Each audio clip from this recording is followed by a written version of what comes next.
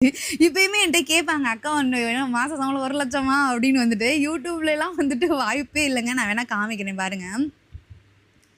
இதான் வந்துட்டு இதில் எதுவும் ஹைட்டாக காமிக்கணுமா? இல்லை, மண்வாசம் லாவண்யா அப்படின்னு சொல்லி காமிக்குதா? இங்கே வந்துட்டு எஸ்டிமேட் ரெவன்யூன்னு காமிக்குதா? போன மாதத்தில் நம்ம எவ்வளோ எஸ்டிமேட் ரெவன்யூ அப்படின்னு சொல்லி காமிக்கும்.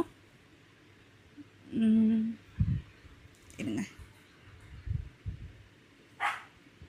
நீங்கள் பாருங்க, இதை பார்த்தா உங்களுக்கே தெரியும் எனக்கு யூடியூப்பில் வருதா இல்லையான்ட்டு. மே மாதம் $54 தான் ஏறி இருக்கு. $100 ஏறினாலாம் நம்மளால் வித்ரா பண்ண முடியும். $100 அப்படின்றது $1 $85 அந்த மாதிரி வச்சுக்கோங்க. அப்படி தான் இருக்கும்னு நினைக்கிறேன். ஒரு 7,000 அந்த மாதிரி இருக்குன்னு வச்சுக்கோங்களேன்.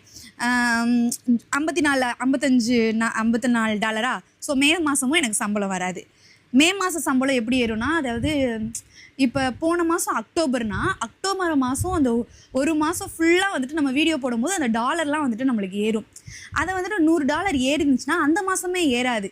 இந்த மாதம் இப்போ நவம்பர் மாதம் போய்கிட்டு இருக்கு இல்லையா, நவம்பர் மாதம் 22 to 26 அந்த டேட்டுக்குள்ளே வந்துட்டு நம்மளுக்கு கம்ப்ளீட் ஆயிரும். நவம்பர் மாதம் நம்ம சேர்க்குறது டிசம்பர் மாதத்தில் ஏறும். அந்த மாதிரி மே மாதம் $54, ஜூன் $37 தான், வீடியோவே போடலை. ஜூன் 37, ஜூலை 68, அதுக்கு மேலே இந்த ஆகஸ்ட் தான் $186. ஏன்னா அது வந்துட்டு நம்ம கல்யாண மாதம். அதனால் கல்யாணத்தப்போ வீடியோஸ் போட்டனால தான் அந்த 1,00,000 வியூஸ்க்கு மேலே வந்துட்டு நிறையா வந்துட்டு போச்சு. இப்போ இந்த 3 இது எப்படி வரும் அப்படின்னா, இப்போ 2 மாதம் 3 மாதம் நம்ம $100 ஏற்றலைன்னா இந்த 3 சேர்த்து ஒரு மாதமாக வரும்.